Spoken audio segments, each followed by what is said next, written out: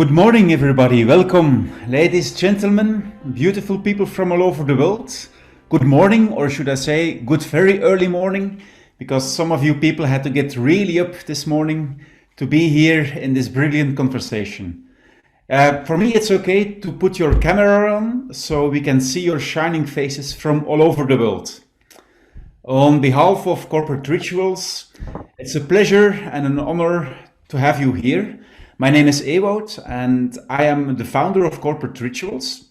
And we are a network of business coaches and consultants. And what we do is we want to bring our personal spiritual experiences into the professional context of the corporate world. So what we do is we are integrating rituals and ancient wisdom in the process of team and organization development. And in order to do that, we want to strengthen each other's skills so we can guide rituals in this business context. That's why we organize interventions, we exchange knowledge, we share experience, and we do that together with a core team of active members. And why we have this brilliant conversation. As a network, for us, it's important to reach out to the sources of our practice. So to inspire us, we started online conversations with teachers from all over the world. And we had today, for example, a brilliant conversation with Jean Kabuta on the origin and meaning of the Kasala. Jean, I see that you're also in the call, and you, as being an elder and a bridge between Africa and Europe, it's a true pleasure to have you here. Welcome. Very much. And another conversation we had last time was with Daan van Kampenhout on shamanism and systemic rituals. And today, again, something different. We'll have a brilliant conversation with two wise women from Southern Africa, Mvuse Huni and Undine Whande. Welcome, Mvuse and Undine. We are very honored that you have accepted our invitation. And I'm very curious to hear more about your vision on rituals, privilege, honoring the wounds, and much, much more. And it will be a greatest pleasure to donate the ticket fees for this event to your Zimbabwe constellation work. Welcome to all of you. Welcome, Mvuse and Undine. Before starting, we suggest that you present yourself to our audience. But rather by asking a question, who are you? We'd also like to ask the other question, which is, how is your presence here linked to your task in the world, and the work you do in the world? So it's a double question. And Doreen and myself will also introduce ourselves then. Do you want to call on any of us, or? Go ahead, Undine. Okay. Hello, everyone. Welcome from Cape Town. Good to have you here, and yeah, feeling very blessed to be here this morning with all of you. So where to start? I have just returned from Zimbabwe. We had fourth module advanced training systemic constellations with our pioneering Zimbabwe group. I felt that we had a very moving experience because we had a lot of first times. It felt like the pioneering group is stepping in to facilitate. We had a first constellation in Zimbabwean indigenous languages. So I'm kind of coming from that place. My connection to Zimbabwe is that me having a German origin by birth and then immigrating to South Africa when I was 20, living here all of my life since then, my adult life, and then getting married to a Zimbabwean about 20 years ago, having 3 children. So my life has evolved very much around South Africa, Zimbabwe, and then the link to my European roots and exploring what we can gift one another. So I think it's maybe a little entry kind of from where I'm just coming from, where I'm sitting, and what are some of the roots. So over to you, Mvuse. Thanks, Undine. I'm Mvuse Huni, and I live here in Zimbabwe. As you can see, I'm outside today. I've visited my husband's rural home, and I'm very honored to be able to connect with everybody here today. And it's nice to be in touch with nature and with my feet on the ground, not on a floor in a house. And my being here today and its connection to my place in the world, I think is just liking to connect to a lot of different people, and feeling my place in the world and how interconnected we are. That as different, with all the different backgrounds that we have, if we don't even have to try that hard to find something that connects us or points of similarity. And I'm always excited to find that, having had some experiences last year in women's circles and hearing the experiences of women who come from Europe and realizing, oh, wow, that could be, they experience things so similarly to me. So my place is just having a place in this world and knowing that I belong and hoping to make other people feel the same way. Thank you, Evelyn. Back to you. Thank you, Mvuse. So my name is Evelien de Beukelaar. I'm from Belgium. I live north of Antwerp. I didn't live all my life in Belgium, but most part of my life in Belgium. And today I work as a coach for organization teams and also work with women. I have a special connection. Well, being a woman, of course, I have a connection with women, but I'm really very much into bringing leadership back in women, or letting women take leadership in life and work. Why am I here today? How does it connect with what I want to do? I have to do in words. I feel that this international community gives a place into something that has been alive in my childhood and is popping up again now in my adulthood. So bringing people together from all over the places on a topic on rituals, which in any ways is already a way of connecting with yourself, with others, people who came before you and people who are already there. So this is what I'm honored to be here today with all of you. Doreen. My name is Doreen Dutroy. I live in Belgium as well, in Haag. I'm present here today as a woman, as a wife, as a mother, and as a sensible and as a curious human being.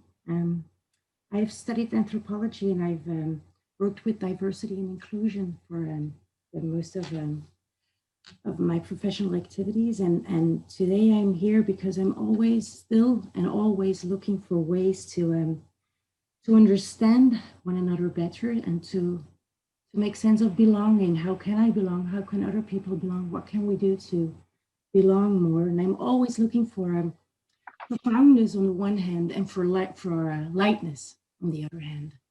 So that's who I am, and I'm really honored to be here in this conversation today with you. And I would like to say something about the intention that we have for this conversation. We are going into this conversation starting from a place of curiosity, and to be here in this conversation wholly with our mind, our heart, with our body, but also with our spirit, to slow down, to listen deep, and to hold the space for what's present, whatever comes and whatever will unfold, to make sense together of this world and of our task. And for me personally, I'm also here in this conversation to learn and to become more sensitive in the whiteness of my own skin. So that's the intention that I'm putting forward for this conversation. Evelien. I also would like to express my intention. I feel that for me, I'm not here listening to you to merely receive and to receive your wisdom and see how I can use it, but rather to listen and to honor your wisdom and receive it with gratitude and respect. And respectfully let it sink in, so it may wake up something inside of me that can welcome this wisdom and may invite me to look different at myself, others, organizations, and a community. So before starting really into the content, I would like to express my gratitude that you're here willing to be here with us.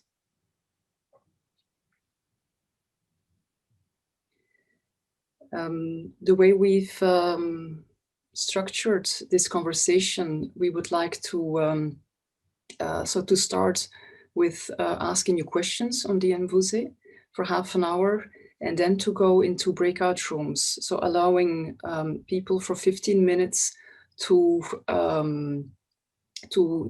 gather with them what wisdom they've received and what is their curiosity, what has resonated, so that Undine and Mvuse afterwards can really give more flow and even more direction into what has raised curiosity with all of you.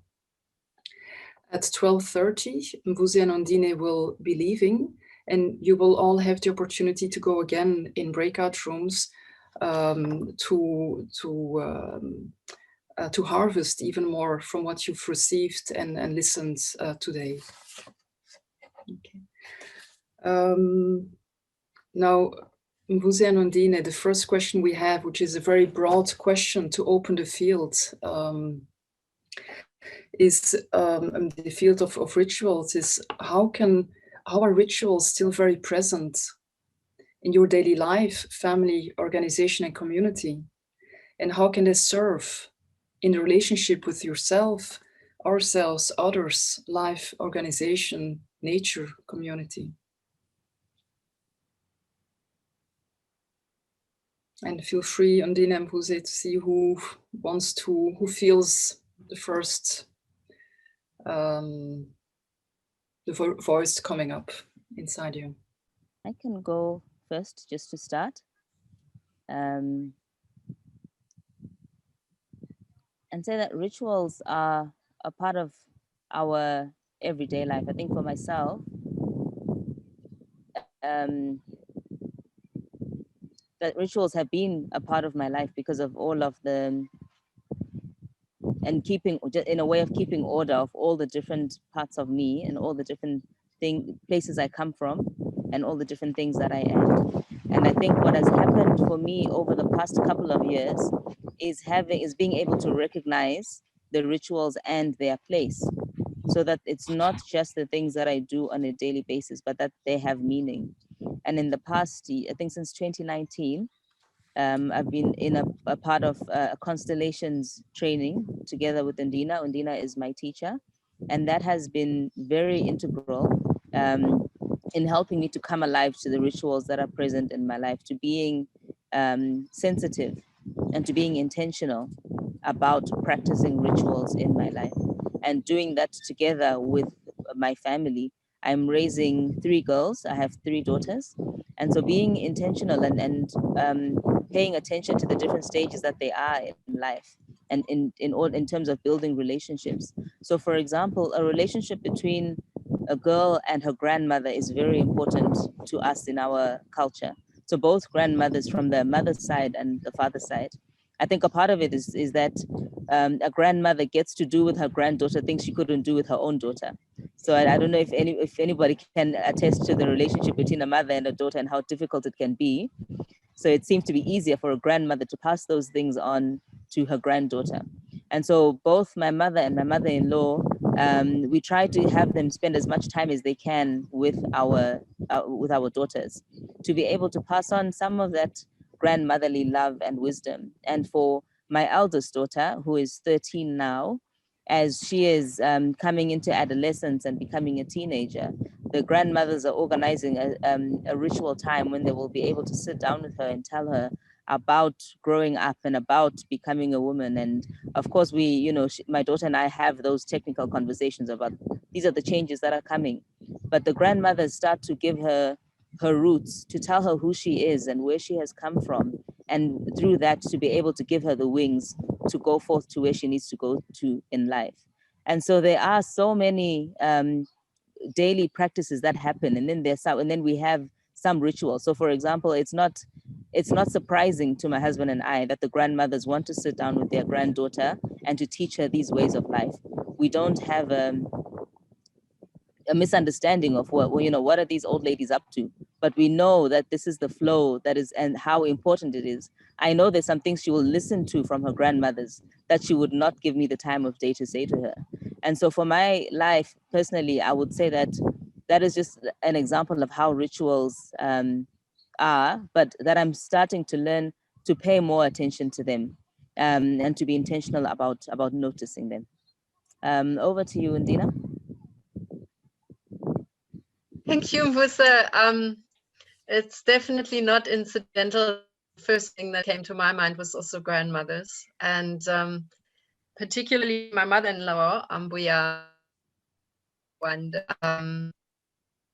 then when I got married, she kind of took me under her wing for a while, because she was thinking, you know, this this whitey is going to be in trouble, you know, getting into our culture, and how is this all going to work out? But the most profound memory that I have from that early time was really about her treating everyday life as a ritual.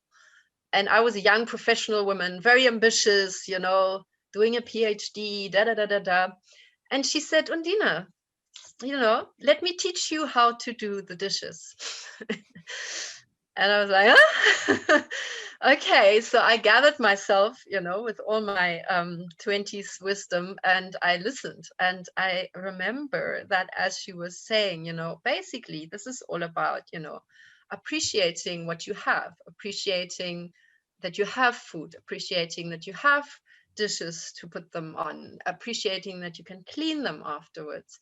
And also it's a way of winding down from your day and just getting in touch with the water and the water cleaning. And just, I don't know, the way she was speaking, she has a wonderful way of speaking you into things, that things come alive in a way that I realized, okay, the ritual of doing the daily dishes is actually very profound. And so when staying with her in the rural areas in Zimbabwe, you know, of course, the ritual of fetching firewood, the ritual of going to fetch the water from the river. And this is hard work, but at the same time, also everything is a part of daily life. So you're having conversations on the way to the river that you wouldn't be having when you can open a tap. And so my friend Zola, yesterday in a women's circle, she was sharing this piece where in her homestead in KZN, KwaZulu-Natal, the piped water broke down. And she said, wow, for 1 week, everyone was at the river and we were actually seeing each other, even during COVID, you know, and we were like bathing and washing and swimming and everything. Anyway, so there's something about the simplicity of life as a ritual. And then the second part that came to me was also that, of course, that was a rites of passage for me, getting married into another culture. And then learning about the different ways in which we work with birth and death, brought up, and what is coming together here. So, for instance, when we had my daughter, she turned 17, she chose to go through a rites of passage. And because she's of several cultures, we actually crafted it. We crafted it with her. So there was a 3 months program, 22 women from many different cultures, taking her through the wheel of life. So there's also room for innovation. That's what I wanted to say as a second thing. So rituals are not cast in stone. There's room for innovation, there's room for adaptation. And then at the same time, some of the rituals are ancient and they need to be honored as they are. And so for me, the last piece to share is maybe the rituals of burying my husband. He died 2.5 years ago, and burying him in Zimbabwe. The one piece that I realized, coming from a European background, that that we really are not very skillful in dealing with death and dealing with burial and dealing with the finesse of a funeral ritual that really helps the living and the dead. So as we laid him to rest, you have some dynamics that might on the surface just look like, oh, someone's playing drums, or someone's doing music, or someone is rattling, or someone is singing. But what I witnessed was that there was a way of allowing the body, the matter, to go into the land. There was something about letting the dead know that they're dead and that they have departed, even though they're welcome still. Because in the Zimbabwean cosmology, the ancestors are there for the first year. They don't yet dwell on the ancestral realm. They still dwell with us, the living. But there was also something about living. So you have the dark drums down, down, down, down into the earth. It's done, you know, there's death. And then this very, very light singing and rattles like up, up, up, lift up, spirit, lift up. You know, it's really helping what needs to happen then, the separation of matter and spirit. And it's helping the living to come to terms with that this is what is happening. This is my loved one is now turning back to spirit. So yeah, I think that's what I wanted to share. Sorry, it was a bit long. No, but when you speak about this experience, then I wonder, what do you think is, what do you feel like is what you really need to show up in that place at that moment? What is the fundament that you use within yourself to be able to show up there then?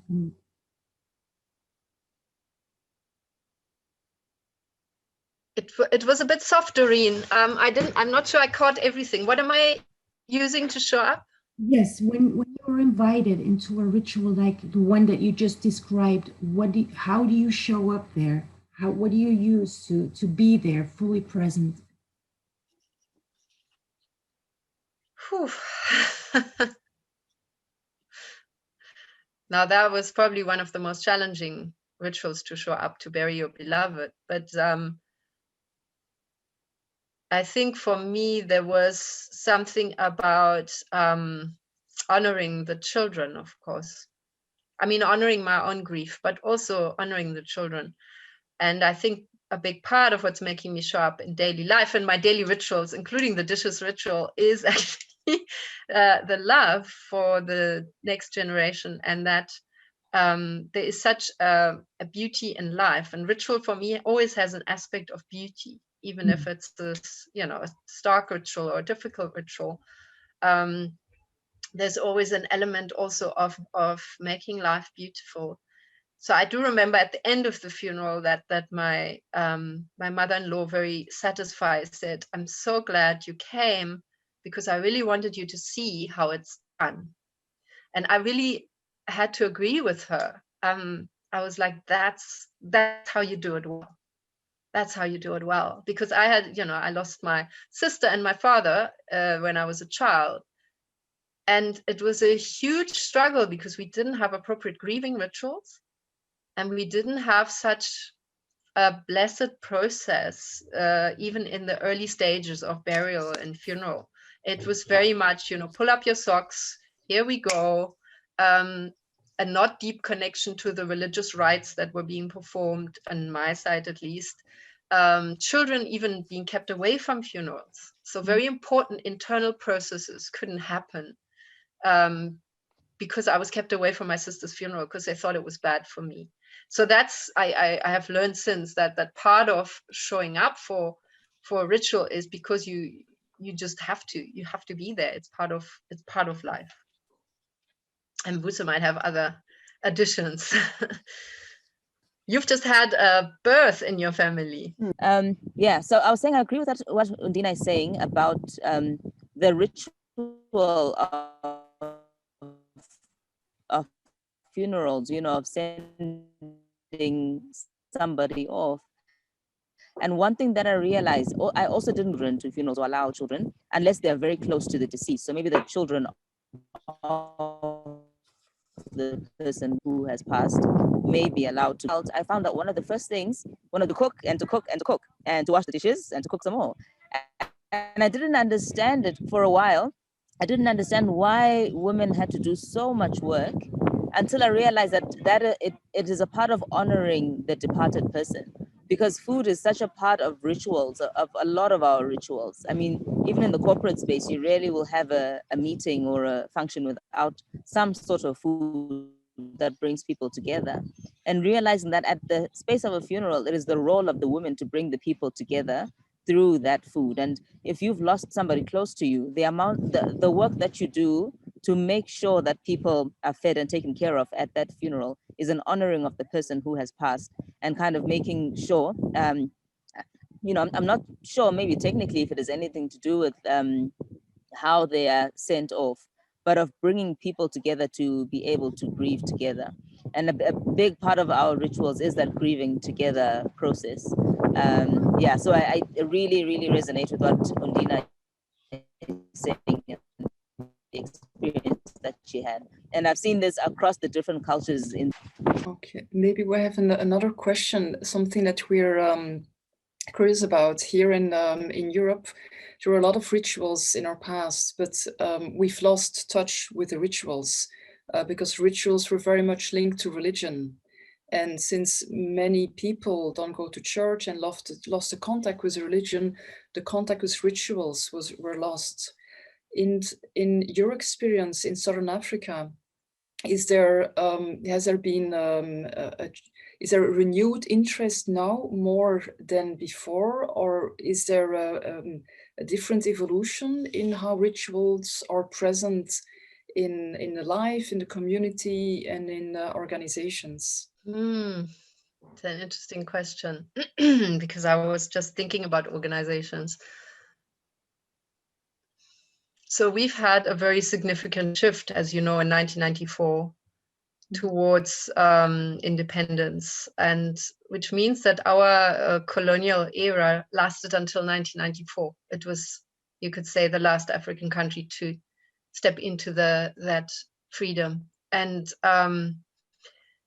so we're very young, and it means that the legacies are very severe and very strong. The one legacy being that of kind of the superimposition of another religion for several hundred years, which vilified the indigenous traditions. So this led to a split in families because some family members needed to go for survival with the new and collaborate, and others decided to stay loyal to traditions but hide them. So a lot of what is wisdom has only been surfacing in the last 25 years of independence in South Africa, where also the traditional healers are just beginning to really organize in a way that that there is a voice.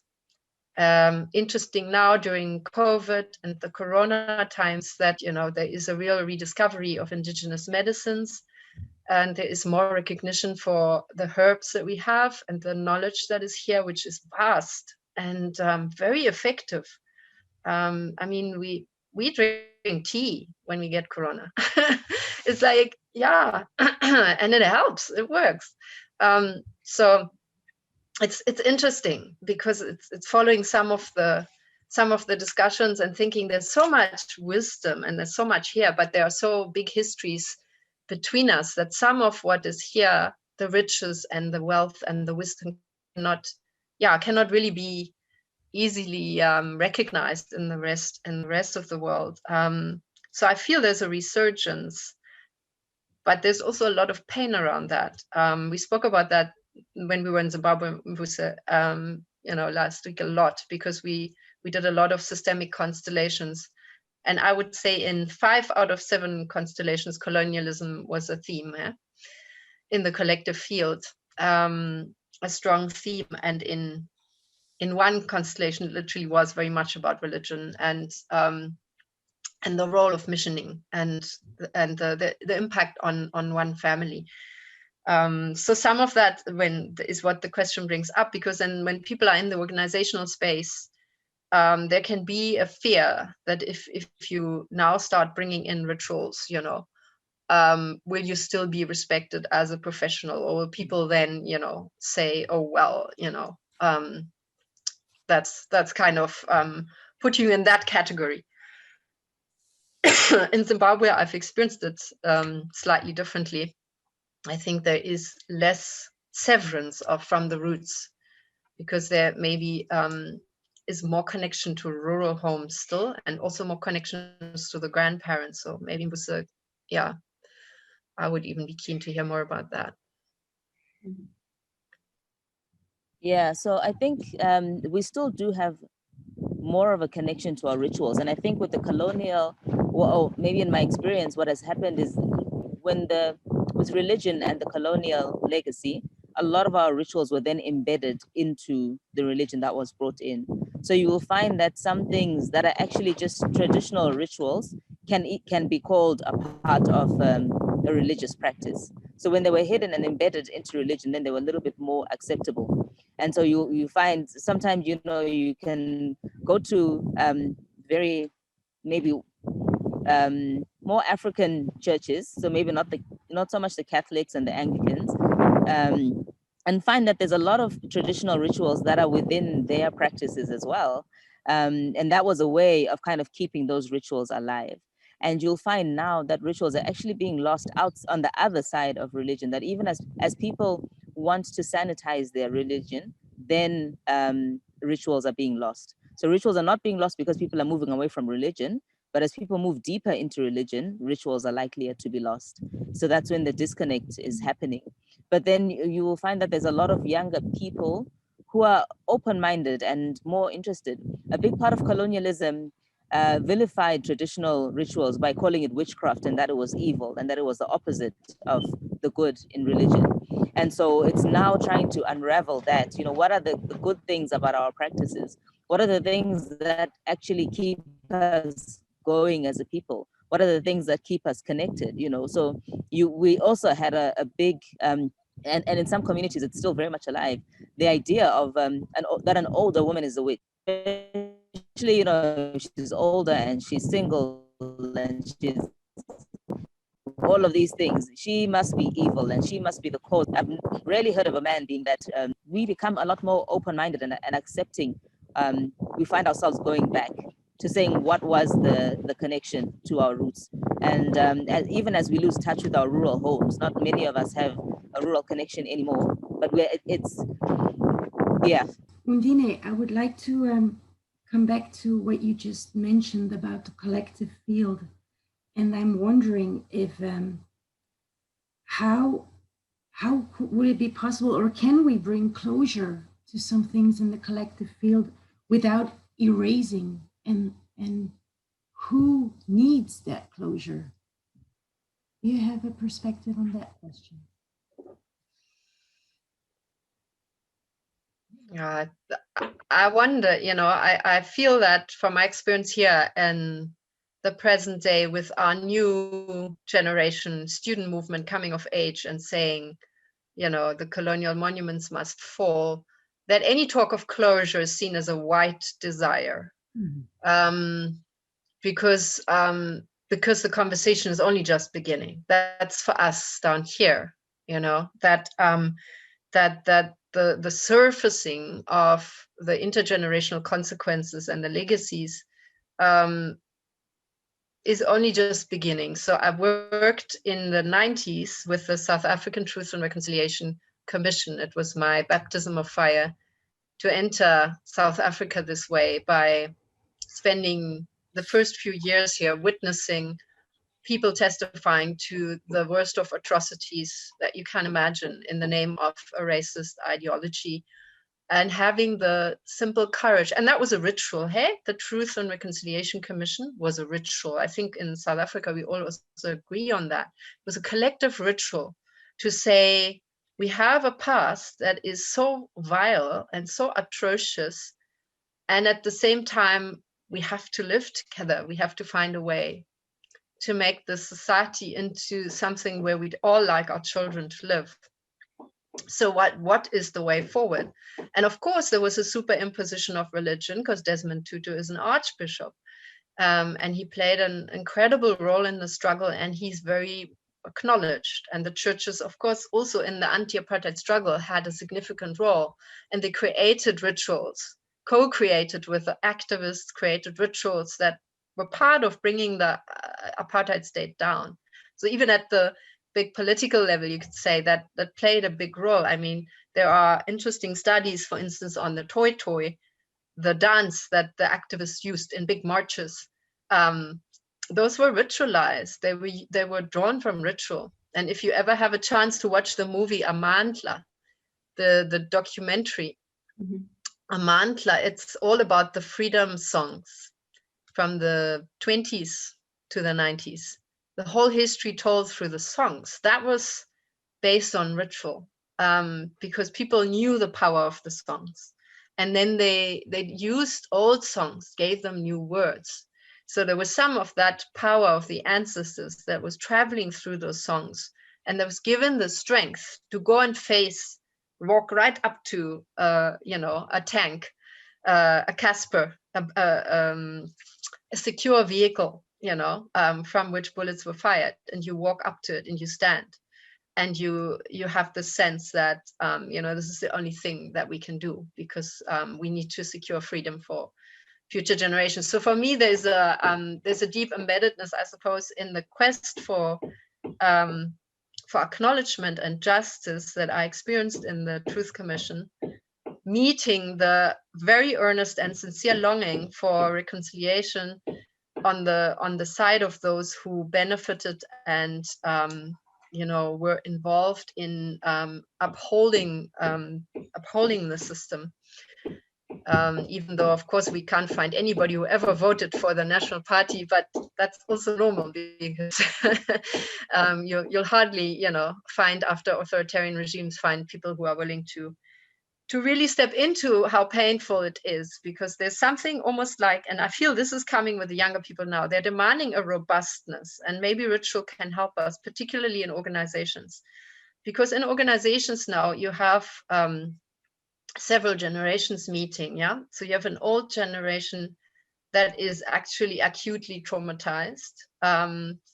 You could say 95% of Black South Africans have experienced direct state violence in their lives, have either, been in front of a gun, had to run from tear gas, etc., had to jump fences, which means that it's in the body, it's at a cellular level.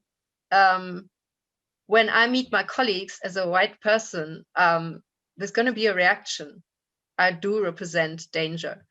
That is so, unconscious to me as a white person, what this may mean. But it means that we have a very active role, I think, for rituals that lead to the possibility of acknowledgement, rituals embedded with the possibility of dialogue, and sometimes just the sense that there could be something like a shared looking and laying to rest. And this is very complicated, because our corporations, our companies here, their history is steeped in blood. So how do you work with post-war rituals at a very practical work level, where I have to get along on a daily basis with somebody who for me is still associated with an old order and with trauma. And I have to get, from the white side, I have to get along with my own fear about, will I be accepted? Can I still belong? Will I be told off? And find my own way of dealing with my privilege. So it feels to me that a lot of organizations from that era in the last 15 years have begun to die, actually. And this is the piece I'm interested in, some of my organizational accompaniment. What is a good death in an organization? Because it doesn't mean the organization has to close down, right? It means that there can be parts that really need to go, and they can be acknowledged and grieved. So I'm often with this question. We started somehow with death, but if you're able to tend to dying well, even at the level of what in the workplace is no longer tenable here, then you making space for what wants to be born and what younger people want to bring into the organizations. And within that, you have such tenderness and such a need for eldership. So there's a real wish and longing, I think, for eldership. And there's also definitely a place for ritual, but there's a great hesitancy of appropriation and commercialization of indigenous practices in the corporate workspace. So that's also alive. If I can say, just from the Zimbabwean perspective, Undine, what you're saying, it really hits home, because it's what we need in Zimbabwe right now, and what we will need. What South Africa is recovering from is what we will need to recover from in Zimbabwe for a legacy of violence and trauma that we have never done anything to recover from. And some of the elders will talk about the rituals that happened around the time of our war of independence, and it's been and I think the hard thing is the violence. It's so intertwined and so you know, what is the word for it? Yeah, I mean, it goes so deep across so many different contexts, and we need to start looking at how to find that healing, even at an organizational level. I work for a development organization, and we work a lot, you know, do some work in human rights. We work with partners who are working in human rights as well, but none of it is going deep enough to be able to actually address those. And I think we have a lot of rituals that could be used to start to make those changes. So there's a lot that we need to learn from South Africa, who seem to be doing a lot more to deal with the trauma, or at least to acknowledge the trauma that people have gone through. We have not started to do that at all in Zimbabwe. And it's a very... Also, can I just add to that? Because in Zimbabwe, it's a very different situation, because it's very difficult to live under an oppressive state of that nature. And the oppressive state is intricately intertwined, of course, with the business world, which means that basically you're dealing with that blend of oppression also at an organizational level, where you have to be very careful how you tread, who you play to, who gets to know what about you. So it's for us in the Zimbabwean work, what we've been doing, we have we have a collaboration with Margaret Wheatley, who some of you might know. She's mentoring our project, and her term of islands of sanity lives with us very strongly in Zimbabwe. And you could say, you know, there's again a ritual quality to this attempt to create islands of sanity in a situation where most systems have collapsed, and a tiny state elite has really captured most of the public good, which means that what you have is people in community gathering together and strengthening themselves in their everyday living, strengthening the capacity to have food through farming together, through farming practices that are good for the soil, which involves rituals where people are actually realizing, my goodness, to have clean water, you know, once you've lived in a derelict urban area, and maybe you have returned back to your rural home, and you realize there might still be clean water, there might still be a spring. People gather together and honor that spring. But that's also new again, you know, to gather together again and do a ritual for a spring, to gather together, to work the land together.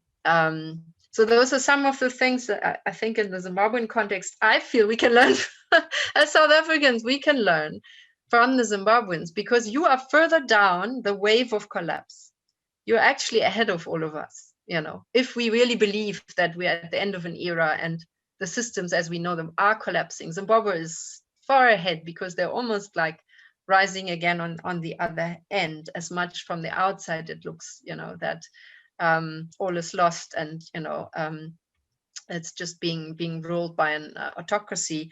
But underneath that, there is a most remarkable consciousness rising, which speaks to how we need to live, you know, in unison with the earth, and in unison with nature, and remember some of the old rituals and learn from them without necessarily needing to go back into the traps, I guess, of the shadows that, of course, inevitably are also part of the indigenous culture as it was shaped, because you have very strong patriarchal features and you have a lot of abuse. So there's also younger people who are saying, I'd love to, you know, become trained in ritual, but I really, you know, I don't want to be abused by some old man who's claiming to be a shaman, you know. Sorry, I'm not going that route. So what do you want me to do? Learn my traditions. You know, I'd rather immigrate and go to South Africa, you know, and work in corporate and forget about it all.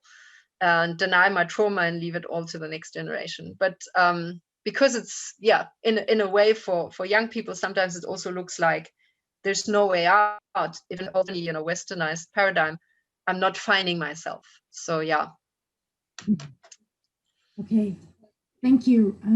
Thank you, Auré, for the very interesting conversation that we're having. I would like to suggest now that we pause this conversation between the four of us and the other ones listening, and that we break out into rooms now for 12, 15 minutes. There will be breakout rooms with 4 people assigned randomly to think about the questions or to speak to one another about the question, what is resonating now with you? And are there things that you are curious about and that you would like to give back to Undine and Mvuse as questions for the second part of our conversation? Evelyn and Undine and Mvuse, maybe we can start already with the first question, which is quite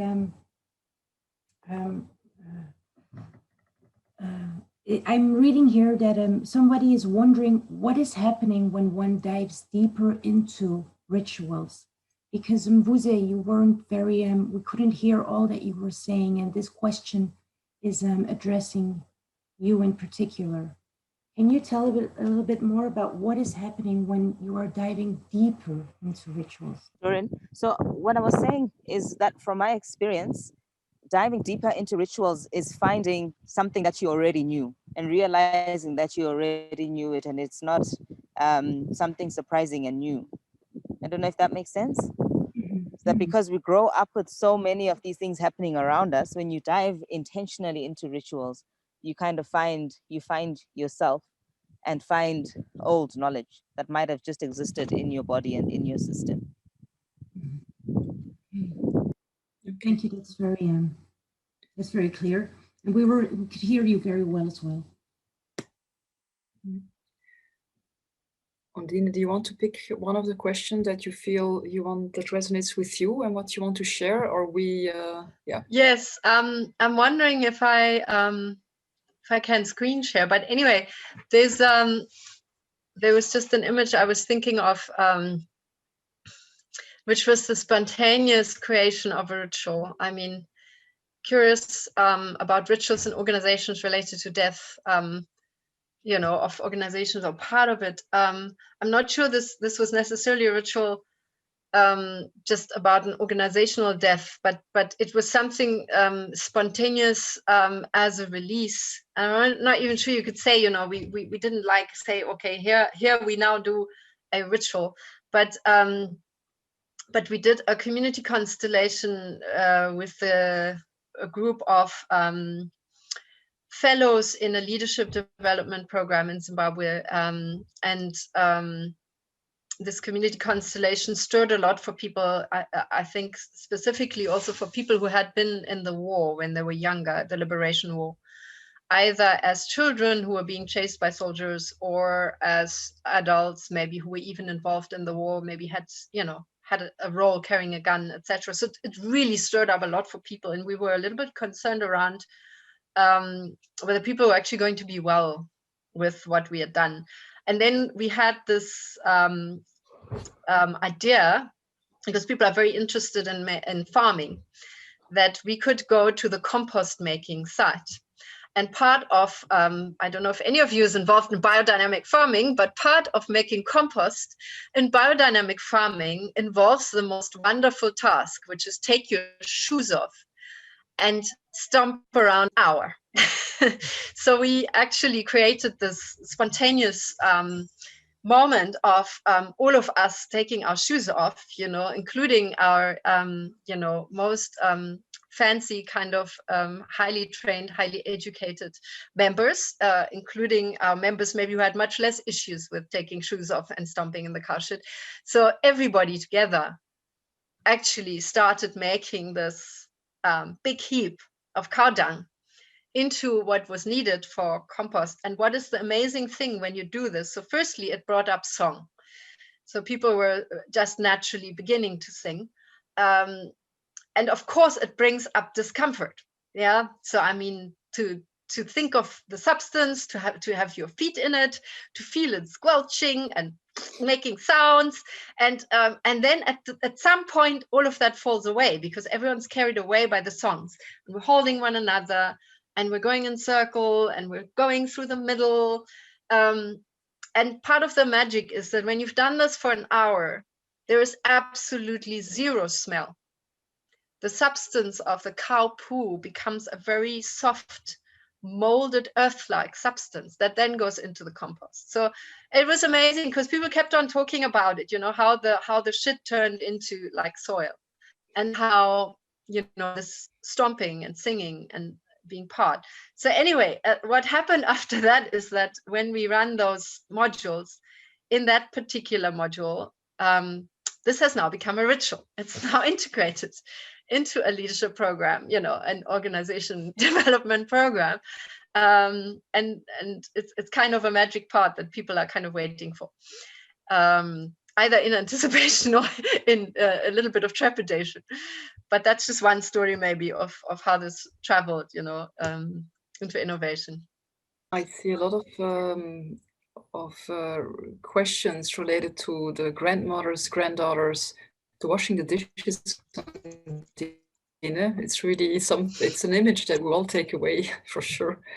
And I also hear some question related to organizations.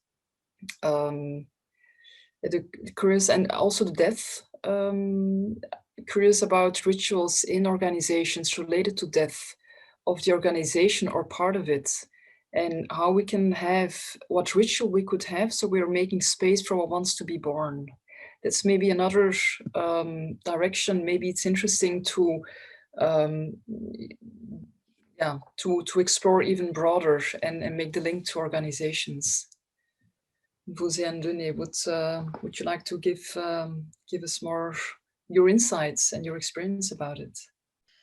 Yeah, I've just been thinking about a bridge, because I feel that very often in organizations, when you give people a chance to talk about childhood and about some of the things that they found very nourishing in childhood, things that gave you strength, people that you learned from, people that you respected as a child, and you naturally wanted to learn from them, whether it was a teacher or an aunt or grandmother or parent or a community member.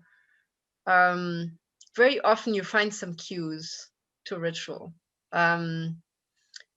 because often when there's something generative that we remember from our lives, there was often ritual involved. That's why, you know, there's still the magic of Christmas and all this stuff. Like there's an enchantment around ritual that gives us strength, and where we can maybe tease out things that could be very helpful in an organizational context as well.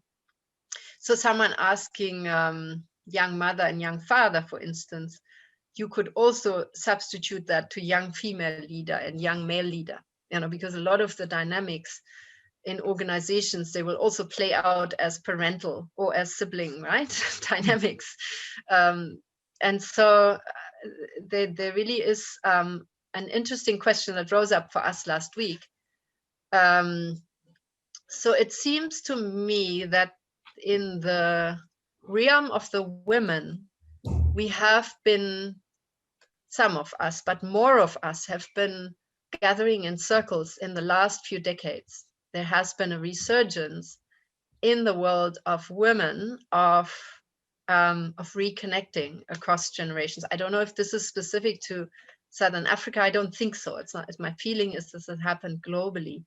And that's been very fruitful. And there's often been a conversation between us as women's circles with the men who do men's work, as it's now called, and a lament on the side of the men saying, well, we don't quite have that yet, or at least not in that size and scale and potency that seems to be rising with the women. So one of the questions there around fatherhood particularly has been, in our observation, linked very much to the wars, to the experience of war across generations, and finding that in many male lineages the world over, you do not find 3 successive generations that have not been at war.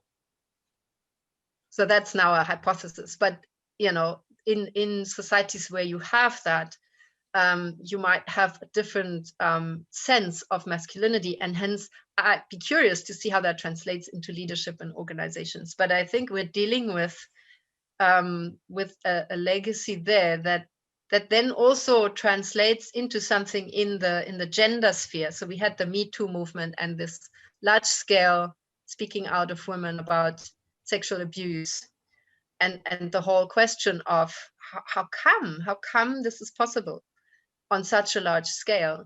And so the question that rose up there, which I think is interesting because it's a hidden dimension, was about mothers and sons. Not necessarily, we know about fathers and sons. We know sons dream about, you know, having a father who's mature and solid, and that's not always available.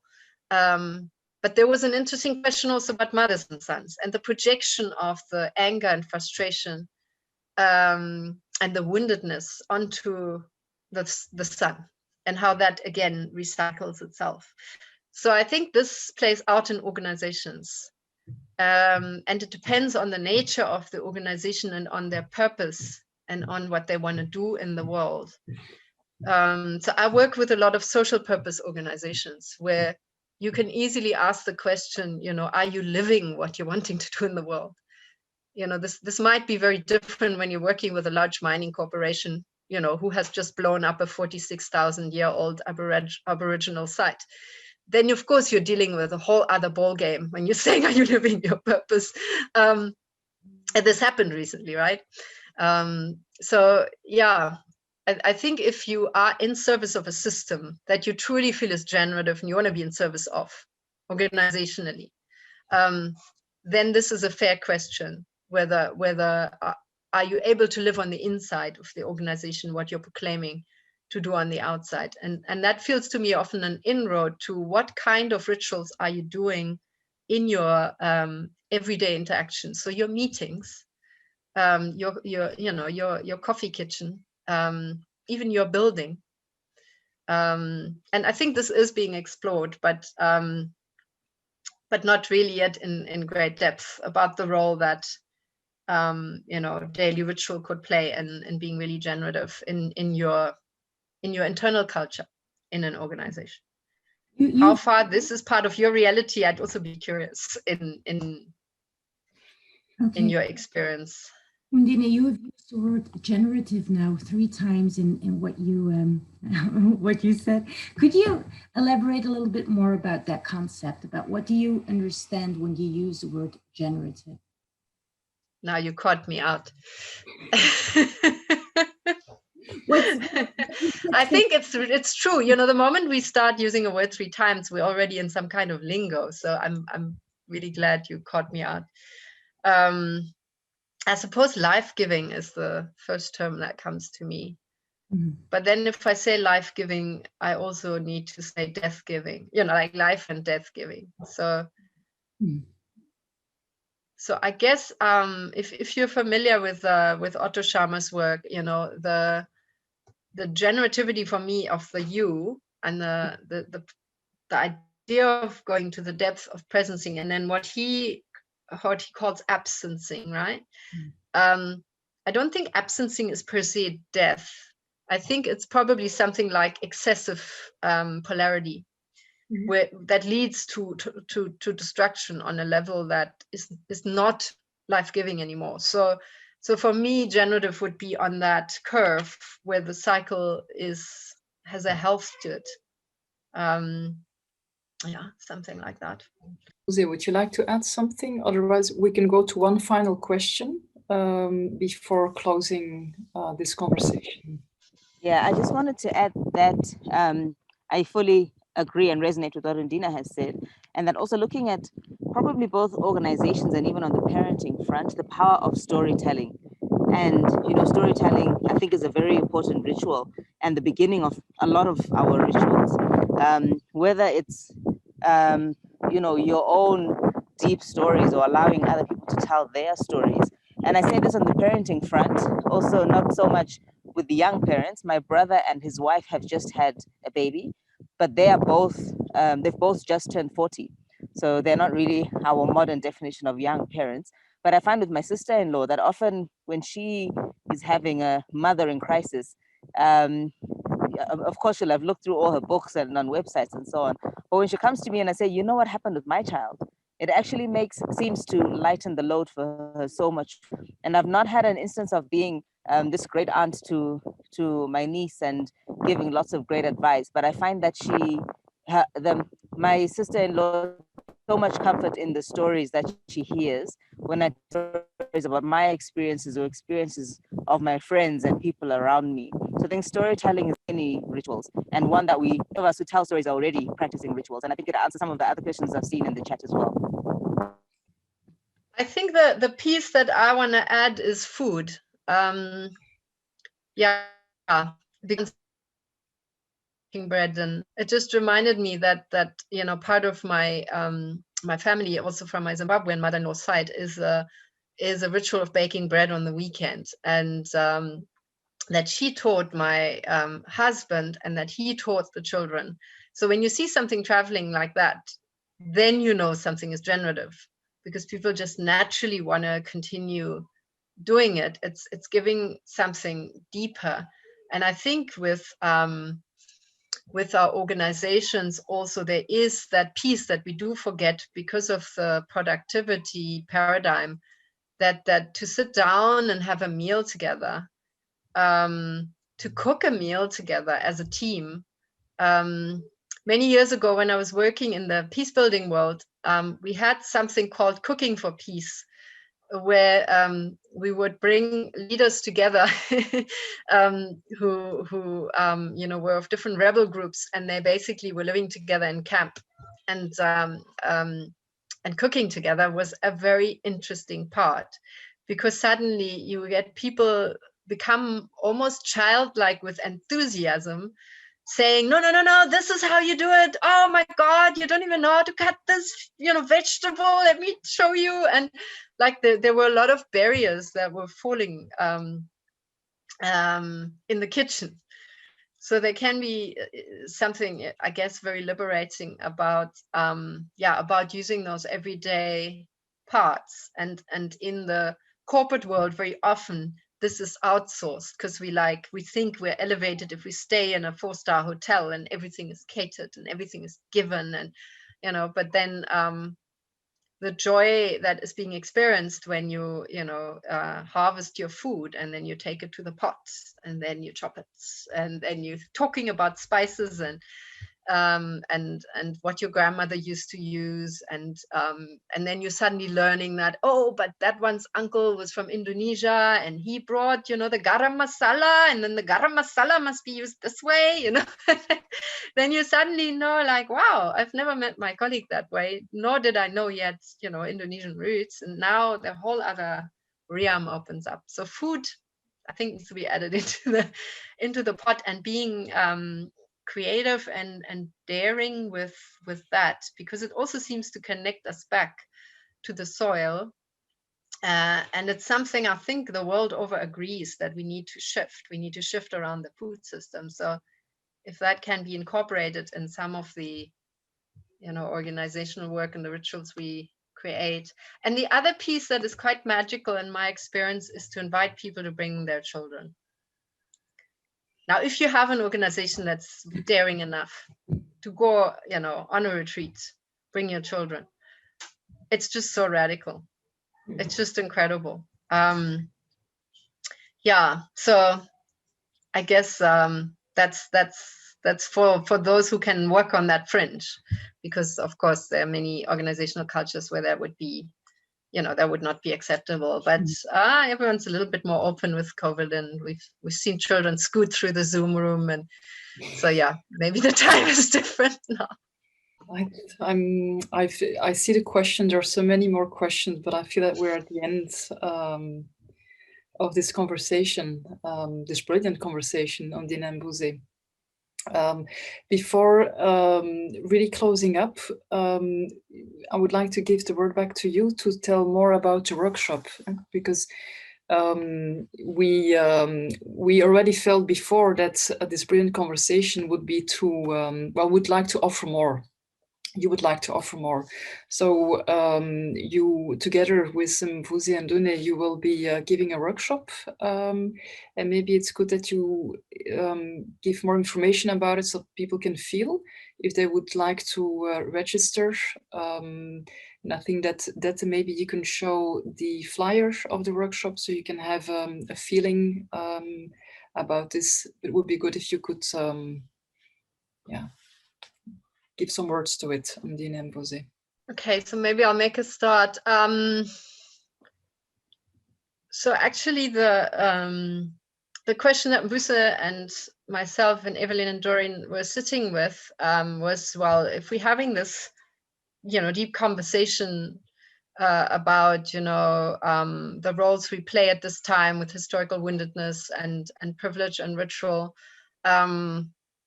what do we suggest as an inquiry, as a way to re-enter the cycle of life, if you want to call it that? Or anyway, so we came with this phrase, creating connectivity, came to us, and then in uncertain times, there was something about taking a moment to really tap into that openness that the last year has created in people, because there's just a sense that, all that we know may not stay as it is, and the changes will be unprecedented in our lifetime. So in uncertain times, as an opening, and then creating connectivity felt really as in connecting with myself, with my body, with the phase of life I'm in, with my loved ones, with my children, and then with my colleagues, with my work, with my calling, my purpose in life. So it was really this, and then of course from there,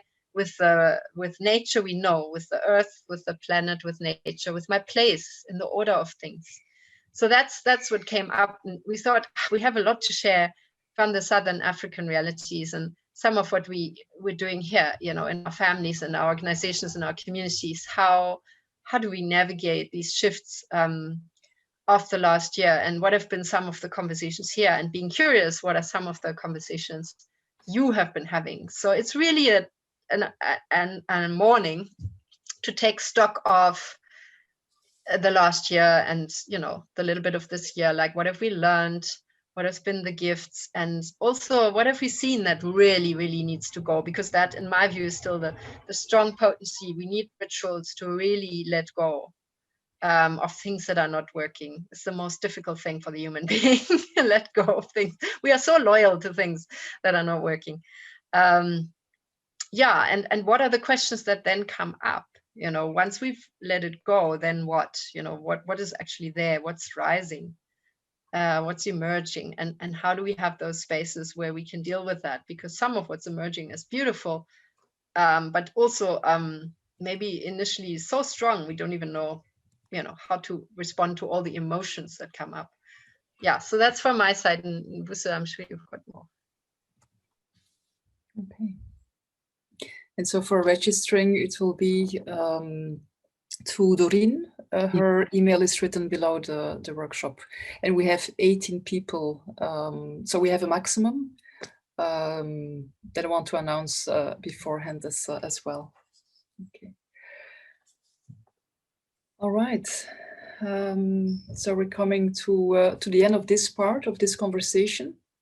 And Undine and Mvuse, thank you very much for the moments we spent preparing it, which were already for me brilliant conversations, and for today, for sharing your wisdom and both of you your experiences. And Doreen, it was well, I'd like to thank you as well. It was a pleasure working with you here, and the audience, of course, as well, and the team of Corporate Rituals. Maybe for the next step, so people, if they want to stay, they can stay for until 1 o'clock, whereby you can share in small groups on how you can weave what you've learned into your personal life, or how will this be serving as a next step in your life. So this will be the questions that you can share. Undine and Mvuse won't be joining. They will be leaving us with here now. And Doreen, I think you would like to close up, and Undine and Mvuse, of course, please as well.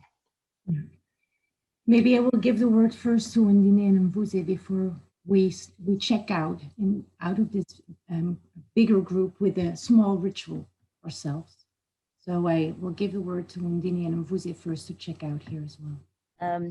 Yeah, so I just want to say thank you to everybody. And I think also that the workshop will be a chance for us to hear, also to have more conversation and hear from others as well. But I'm very honored to have been a part of this conversation today. Thank you to the corporate rituals team. I'm very blessed to have met you guys. Undine, would you like to check out? Gratitude from my side as well, to the team and to Mvuse, and also to Ria, who is my connection into this whole world and through whom I've met everybody here now, including this bigger group. Thank you for the weaving, the grandmothership, and yeah, just that this can create like rippling circles. We're rippling out, and yeah, please get in touch if there's more to talk about, or should you feel like you're coming down to this region of the world. So lots of love. Thank you. For the bigger group now to check out, we would like to suggest, or we invite you to choose one person to put your view on gallery view now, to choose one person that you would like to make a connection to, and to pin that person. And then we will hold this space for 2 minutes, just you sending out whatever you want to send out to that person to make a connection. And this is a way that we will end the conversation in the bigger group. So please choose somebody and pin them, and we will be timing. Thank you, all of you, for your presence here. Those who want to stay can still stay, and then we'll go into the breakout rooms. Those who want to leave this conversation, please feel free to do so, and we will be happy to see you once again later on. So how can you weave into your personal life of what you've heard during this brilliant conversation? How will this experience be serving you in the next step in your personal or professional life? Mm-hmm.